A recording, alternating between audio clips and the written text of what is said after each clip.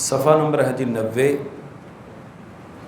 اور حدیث مبارکہ نمبر ہے 1303۔ الحمدللہ رب العالمین والعاقبۃ للمتقین والصلاة والسلام علی سید الانبیاء والمرسلین، اما بعد۔ باب ہے فداء المشرکین، کافروں سے فدیہ لینا۔ عن انس بن مالک رضی اللہ عنہ، حضرت انس بن مالک رضی اللہ تعالی عنہ سے مروی ہے، ان رجالا من الانصار استأذنوا رسول اللہ صلی اللہ علیہ وسلم،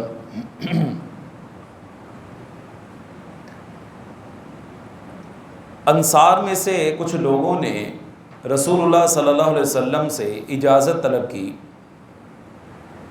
فقالوا، انہوں نے کہا، یا رسول اللہ صلی اللہ علیہ وسلم، اذن لنا فلنترک لابن اختنا عباس فدا، آپ ہمیں حکم دیں تو ہم اپنے بانجے حضرت عباس کے لیے ان کا فدیہ معاف کر دیں۔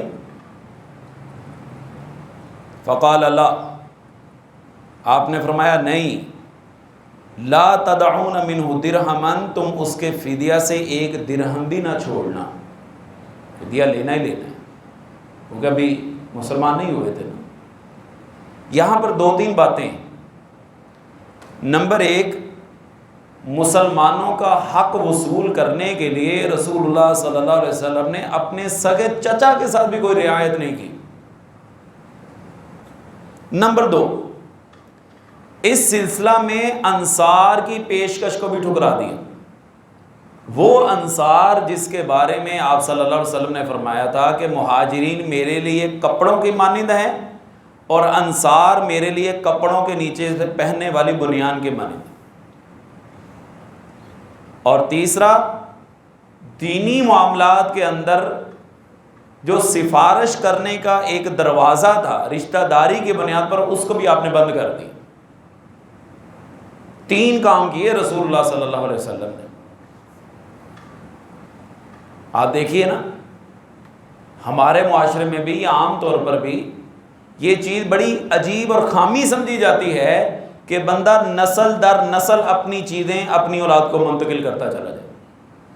وہ اس چیز کی اہل ہے یا نہیں ہے، ہم یہ سمجھتے ہیں کہ میری اولاد بھی اسی چیز کی حقدار ہے۔ اس کی بہت بڑی مثال ہمارے سیاستدان ہیں،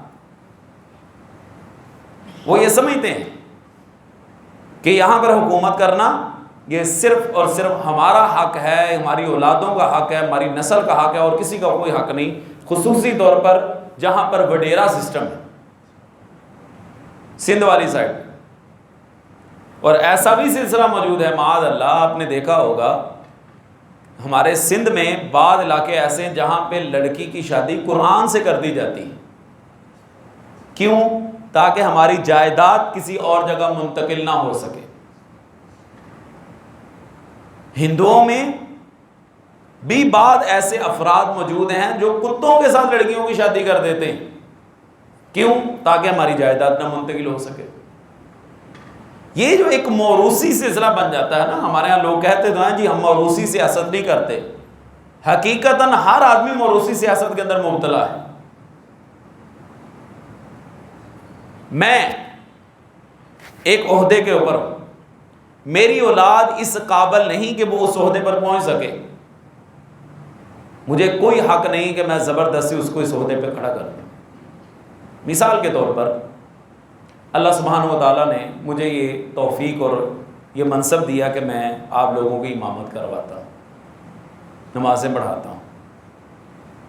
اب یہ اللہ سبحانہ و تعالیٰ نے ایک توفیق دی، یہ منصب اس مالک نے دیا ہے۔ لیکن اگر میرا بیٹا وہ حافظ قرآن تو بن جاتا ہے، اللہ کرے بن جائے، سب کے بچے حافظ قرآن، قاری قرآن، عالم دین بنے، لیکن وہ اس عہدے کا اہل نہیں ہے، وہ اس منصب کا اہل نہیں ہے۔ مثال کے طور پر وہ حافظ تو بن گیا لیکن خود نمازیں پڑھتا ہی نہیں، وہ حافظ تو بن گیا لیکن اخلاق کا اچھا نہیں ہے، کردار کا اچھا نہیں ہے۔ اب میں یہ کہوں کہ کیونکہ میں امام ہوں تو میرا بیٹا بھی امام ہی بننا چاہیے، اور میں زبردستی آپ لوگوں کے اوپر اس کو مسلط کر دوں، یہی تو قیامت کی نشانیاں ہیں۔ اذا وسد الامر الى غیر اہلها فانتظر الساعة، رسول اللہ صلی اللہ علیہ وسلم نے فرمایا تھا جب معاملات نااہل لوگوں کے سپرد کر دیے جائیں گے پھر تم قیامت کا انتظار کرو۔ اس لیے یہ حدیث اس حوالے سے بڑی اہم ہے، جہاں پر یہاں مشرکین سے فدیہ لینے کی ایک بات ہو رہی ہے، آپ صلی اللہ علیہ وسلم اپنے سگے چچا کے بارے میں فرما رہے ہیں کہ ایک درہم بھی نہ چھوڑ۔ حضرت مصعب بن عمیر رضی اللہ تعالیٰ کو جانتے ہیں؟ کیوں جی؟ سیدنا مصعب بن عمیر رضی اللہ تعالیٰ عنہ کے بارے میں جانتے ہیں؟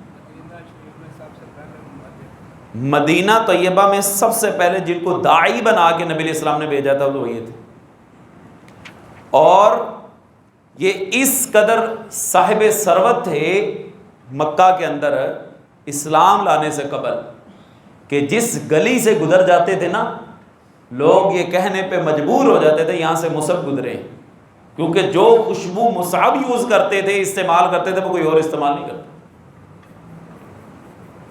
اس قدر صاحب ثروت۔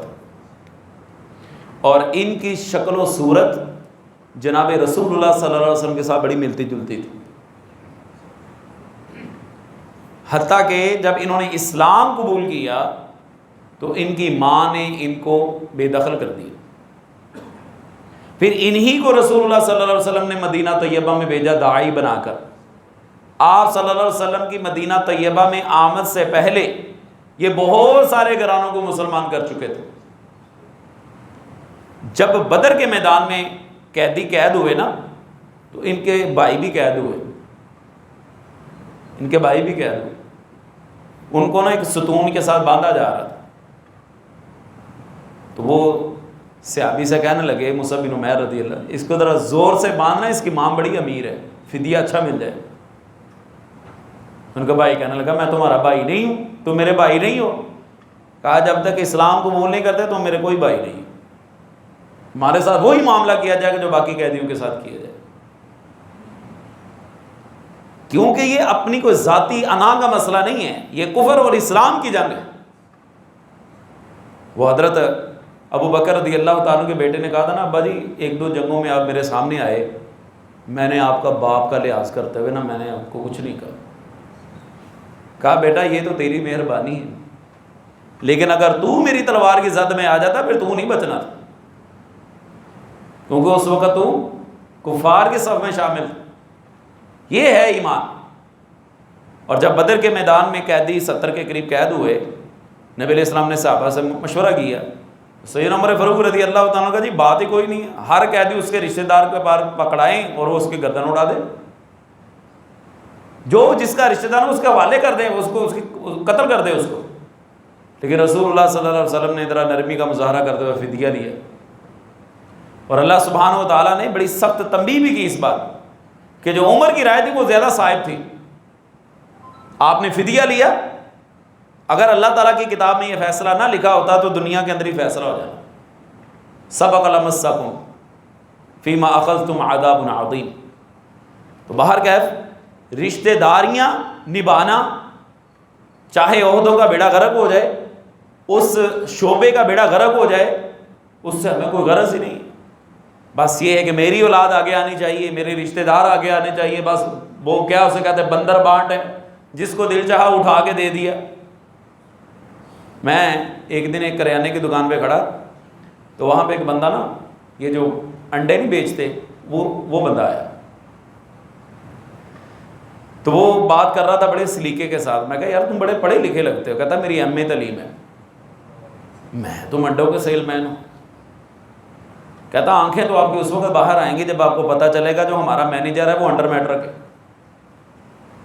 یہ کیا معاملہ ہو، تم ایم اے پاس ہو تو سپلائی مین ہو، وہ مینیجر ہے تو وہ انڈر میٹرک ہے۔ کہتا جی اس کے پاس سرمایہ تھا، وہ سرمایہ دے کے بھرتی ہو گیا، میرے پاس پیسے نہیں تھے اس لیے میں اس کام پہ مجبور ہوں۔ جب ان چیزوں کے ذریعے بھرتی ہوگی تو آپ خود ہی اندازہ لگا لیجئے کہ اس عہدے کے اندر کام کرنے والا وہ اپنے عہدے کے بارے میں کتنا باصلاحیت ہوگا، وہ کس قدر اس کے اندر کوئی خدمت کرے گا یا کیا کام کرے گا۔ وہ اس چیز کے بارے میں جانتے ہیں. لیکن نا موٹر سائیکل یا گاڑی کوئی بھی مشین ہے اس کے اپنے اپنی جگہ کے پرزے، حتیٰ کہ آپ نے موٹر سائیکل کے بارے میں دیکھا ہوگا اس کا اگلا پہیہ اور ہوتا ہے پچھلا اور ہوتا ہے. فرق ہے کہ نہیں؟ اگلی شاخ اور پچھلے شاخ ان کا بھی فرق ہے. آپ اگلے شاخ اتار کے پچھلے کو لگا دیں، پچھلے آگے کو لگا دیں، آپ کی موٹر سائیکل کا بیڑا غرق ہو جائے. آپ ٹیوننگ کرتے وقت چھوٹے چھوٹے پارٹس ہوتے ہیں جو اس نے بیچ میں ایڈجسٹ کیے ہوتے ہیں، آپ ان کو اتار کے کسی اور جگہ فٹ کر دیں. آپ اس کے فلٹر کی جگہ پٹرول کی جگہ ڈال دیں، پٹرول کی جگہ میں فلٹر داخل کر دیں، بیڑا غرق ہو جائے گا موٹر سائیکل. حتیٰ کہ گاڑی جو پیٹرول پہ چلنے والی ہے آپ اس میں پانی نہیں مٹی کا تیل ڈال دیں، دیکھیے آپ کی گاڑی کا کیا حال ہوتا ہے. کیونکہ وہ اس کا کام کرنے کا میدان ہی نہیں ہے. وہاں پہ کام کرے گا پیٹرول جو اس کی جگہ ہے، جو اس کا کام ہے کرنے کا، چلے گا. یہی حال باقی چیزوں کا ہے. جو بندہ جس عہدے کا اہل ہے جب وہ اس جگہ بیٹھ کے کام کرے گا بڑا بہترین طریقے سے کام کرے گا. لیکن یہ المیہ ہے ہمارے معاشرے کا. ہمارے تنزلی اور نیچے آنے کی سب سے بنیادی وجہ یہ ہے کہ ہمارے ہاں عہدوں کی تقسیم صحیح نہیں. اور یہ بھی بات بڑی اہم ہے کہ ہمارے ہاں اس وقت تک کرسی کی جان نہیں چھوڑی جاتی جب تک فرشتہ جان نہ لے جائے. آپ نے تاریخ اسلام کا اگر مطالعہ کیا ہو نا، اس میں ایک نام ہے قاضی شریح، بڑا نمایاں نام. عہدہ قضاء میں، عدالت کے شعبے میں قاضی شریح کا نام سنہرے الفاظ کے ساتھ آج بھی موجود ہے. یہ وہ قاضی ہیں جنہوں نے حضرت عمر فاروق رضی اللہ تعالیٰ عنہ کے خلاف بھی فیصلہ دیا، حضرت علی رضی اللہ تعالیٰ عنہ کے خلاف بھی فیصلہ دیا. فیصلہ سن لیجئے کیا تھا. سیدنا امیر المومنین عمر فاروق رضی اللہ تعالیٰ نے ایک آدمی سے گھوڑا خریدا. اس کو چیک کیا، خریدنے کے بعد تھوڑا سا آگے لے گئے، وہ لنگڑا کے چلنے لگے. واپس لے آئے. اس کے بعد کہنے لگے یہ تمہارا گھوڑا ٹھیک نہیں. کہنے لگا امیر المومنین جب میں نے آپ کو دیا اس وقت تو صحیح تھا نا، آپ چیک کر کے لے گئے ہیں نا، تو یہ نقصان یا عیب یہ آپ کے ہاں آیا، میرے میں تو نہیں آیا. کہنے لگے چلو میں تمہیں عدالت میں لے کے چلتا ہوں. لے گئے اس کو. ایک ٹہرے میں وہ کھڑا ہے، ایک ٹہرے میں امیر المومنین کھڑے. ہمارے ہاں تو چھٹی مانگی جاتی نا عدالت کے اندر، حاضری کی ہمیں استثناء دے دیا جائے. قاضی شریح رحمہ اللہ نے پوچھا جی فرمائیے. کہا اس طرح میں نے گھوڑا خریدا تھا اور یہ معاملہ بن گیا. کہا امیر المومنین جب آپ نے خریدا تھا اس وقت صحیح تھا؟ کہا جی ہاں. کہا پھر آپ کو اللہ کے رسول صلی اللہ علیہ وسلم کا فرمان یاد نہیں کہ البیعانی، دو سودا کرنے والے جب تک تجارت کر رہے ہیں اچھی طرح جانچ پڑتال کر لیں، ان کو اختیار ہے جب جدا ہو جائیں گے بے پکی ہو جائے گی. کہا ایسے ہی ہے. کہا جب لیا تھا اس وقت تندرست تھا؟ کہا جی ہاں. کہا پھر اب یا تو تندرست واپس کیجئے یا اسی کے اوپر گزارا کیجئے. کہا آپ کی دلیل وزنی ہے لہذا آپ کا فیصلہ سر آنکھوں میں. سیدنا علی رضی اللہ تعالیٰ عنہ کی زرہ چوری ہو گئی. ایک یہودی نے چوری کر پکڑا گیا، لے کے آ گیا عدالت میں. قاضی شریح قاضی ہیں، چیف جسٹس ہیں. حضرت علی رضی اللہ تعالیٰ سے پوچھا جی آپ کے پاس کیا دلیل ہے، کوئی گواہ؟ کہا میرا بیٹا میرا گواہ ہے. کہا امیر المومنین معذرت کے ساتھ جس نبی صلی اللہ علیہ وسلم کا حوالہ دے رہے ہیں انہی نبی علیہ الصلوۃ والسلام نے فرمایا کہ بیٹے کی گواہی باپ کے حق میں قبول نہیں. یہودی سے پوچھا تیرے پاس کیا دلیل ہے؟ کہتا میرے پاس موجود ہے، یہ سب سے بڑی دلیل ہے. اب عدالت تو ظاہری فیصلے کو دے کے فیصلہ کرتی ہے نا، ظاہری جو دلائل ہوتے ہیں. لہذا قاضی شریح رحمہ اللہ نے وہ یہودی کے حق میں فیصلہ کر دیا کہ یہ تلوار اور زرہ اسی کی.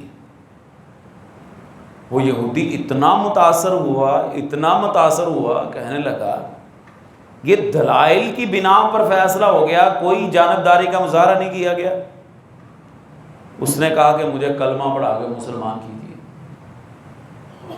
کلمہ پڑھ کے مسلمان ہو گیا. سیدنا علی رضی اللہ تعالیٰ کو زرہ اور وہ تلوار واپس کی. کہا تم اسلام لے آئے، اس خوشی میں تمہیں گفٹ کرتا ہوں.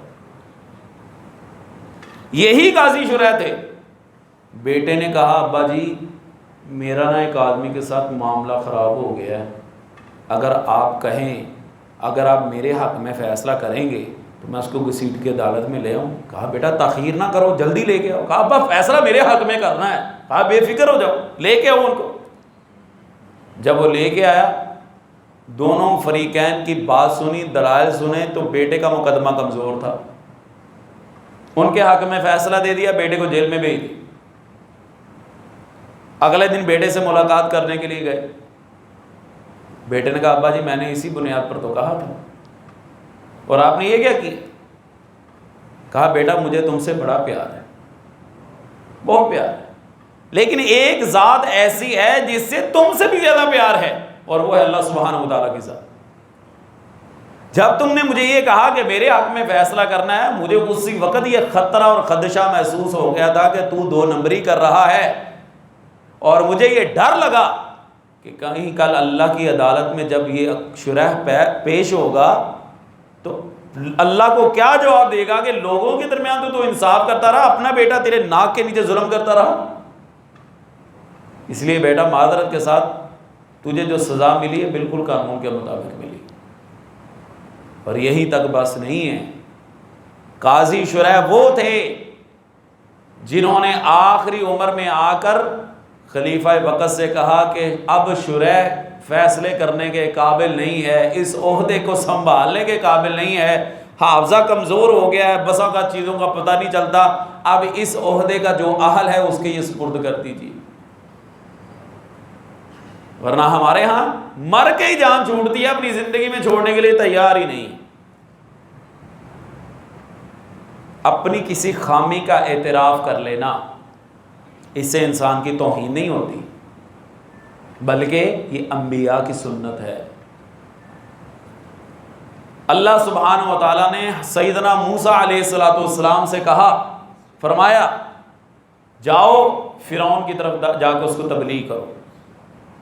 حضرت موسیٰ علیہ السلام نے کہا اللہ وَأَخِي هَارُونُ أَفْصَحُ مِنِّي لِسَانًا، اے اللہ مجھے بات کرنے میں لکنت ہے، مجھ سے اس انداز کی بات نہیں ہوتی، میرا بھائی ہارون بات کرنے میں بڑا باکمال ہے، وہ مجھ سے زیادہ فصیح ہے، فَأَرْسِلْهُ مَعِيَ يَرِدْ أَن يُصَدِّقُونِي، اس کو میرے ساتھ بھیج دیجئے تاکہ میری باتوں کی تصدیق کرے۔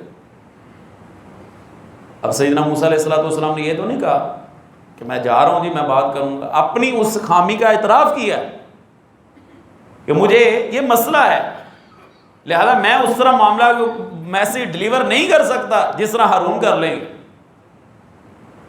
میں نے ایک مرتبہ عرض کیا تھا یہاں پہ اس سلسلے میں، ہمارے ہاں ہر آدمی کو اذان دینے کا بڑا شوق، اذان دینے کا بڑا شوق، بہت اچھی بات ہے، لیکن اذان دینے کے لیے آواز میں پلے ہے ہی کچھ نہیں، لیکن شوق ہے میں نے اذان دینی، اور اپنی اس روش سے باز بھی نہیں آتا، بس کیا ہے اذان دینی۔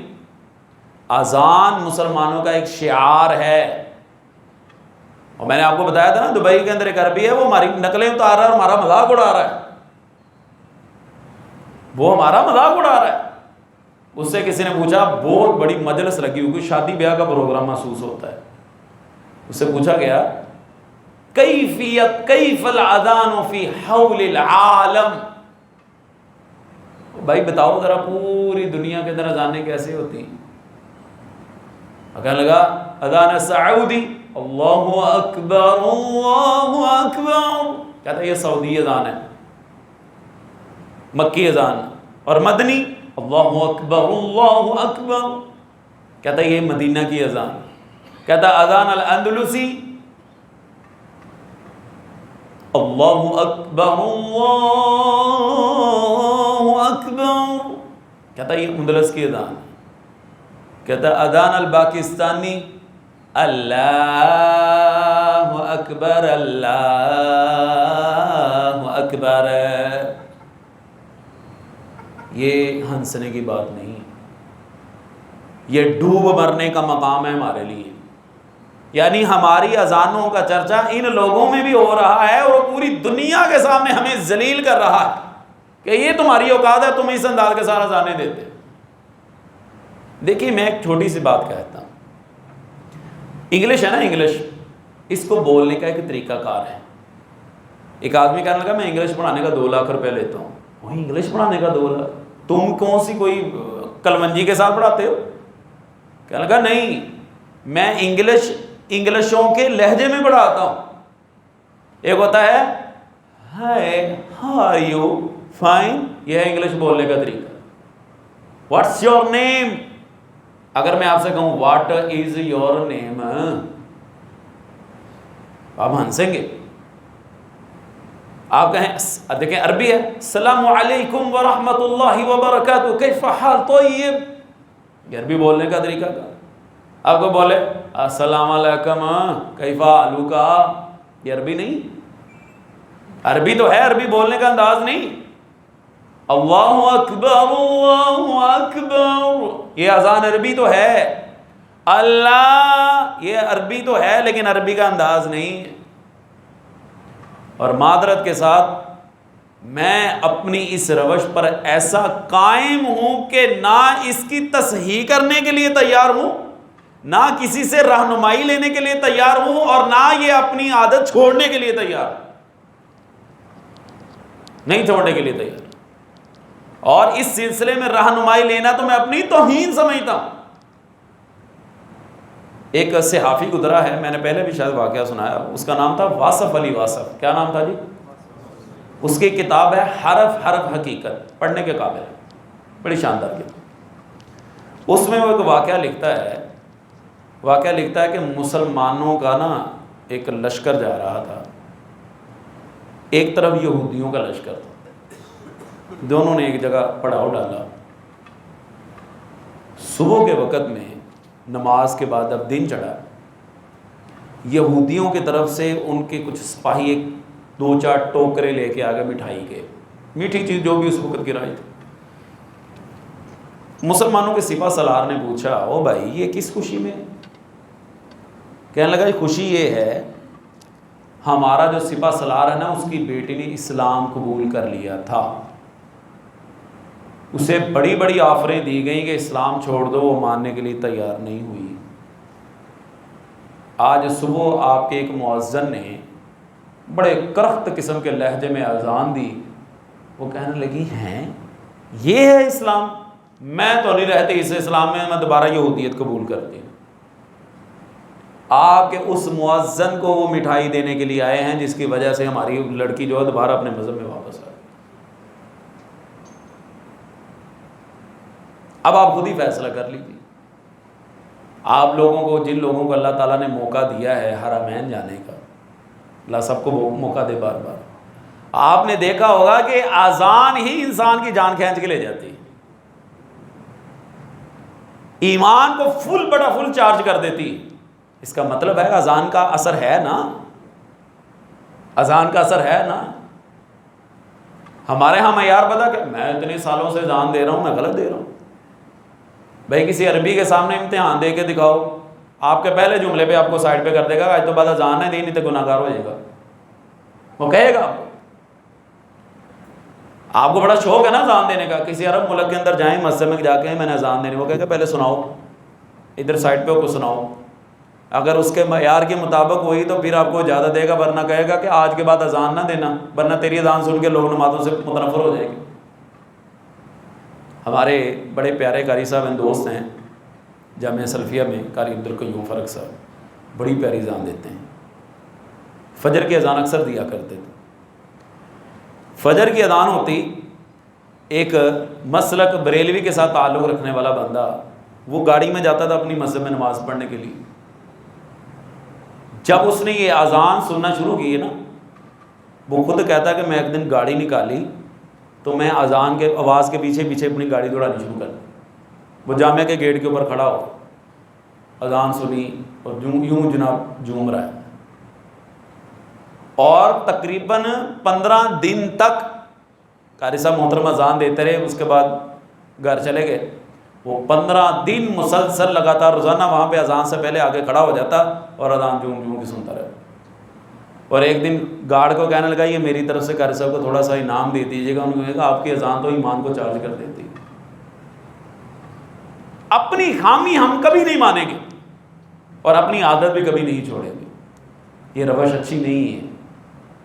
اگر اللہ سبحانہ و تعالیٰ, آپ سمجھتے ہیں کہ وزارت عظمیٰ کے لیے, چیف جسٹس کے عہدے کے لیے وہ بندہ ہونا چاہیے جو اس کا اہل ہے, تو اذان, نماز, خطبہ, اس کے لیے بھی وہ بندہ آگے لانا چاہیے جو اس چیز کا اہل ہے. وہ بندہ آگے آنا چاہیے. اس منبر پر بیٹھنے کے لیے کسی یہ کی ضرورت ہے؟ معاذ اللہ. جو لوگوں کو جگتیں سنا کے چلا جائے, جو لوگوں کو گانے کی طرز کے اوپر چیزیں سنا کے چلا جائے, جو ادھر ادھر کی ٹانگیں کھینچ کے بات سنا کے چلا جائے, کیا یہ منبر اس چیز کا تقاضا کرتا ہے؟ کیا یہ مصلی اس چیز کا تقاضا کرتا ہے کہ بندے کے پلے کچھ بھی نہ ہو اور اس کو یہاں پہ کھڑا کر دیا جائے؟ کیا یہ اذان کا عہدہ اس چیز کا تقاضا کرتا ہے کہ جو مرضی آوے جناب اتنے آن کے کھڑا ہو جائے؟ نہیں. جس طرح ہر عہدے کا بندہ اہل ہونا ضروری ہے, اس کا بھی اہل ہونا انتہائی ضروری ہے, اور اس کا اثر ہم نے اپنی آنکھوں سے دیکھا ہے. باہر کیا بات کہاں سے کہاں نکل گئی. اللہ سبحانہ و تعالیٰ سے دعا ہے کہ اللہ تعالیٰ ہمیں دین کی صحیح سمجھ عطا فرمائے. وآخر دعوانا الحمد للہ رب العالمین.